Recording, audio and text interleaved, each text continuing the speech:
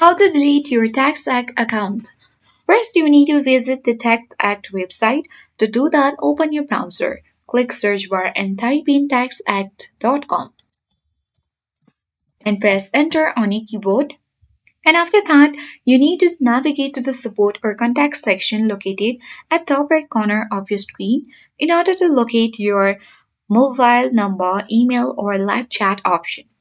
So simply click on support, and once you land on this section, here you will get a variety of links and you can browse by category as well for your help. So you need to request account deletion. You need to contact TaxAct support via call, email, or live chat and provide the required verification details like full name, email link to your account, any other requested information. And after that, you may need to complete a request form or confirm via email and wait for a confirmation message from TaxAct when the deletion is processed. And check if your account is no longer activated. After that, you will successfully delete your TaxAct account. I hope this guide worked. And if you are new to our channel, hit the like button and subscribe. Thank you for watching and I'll see you in the next video.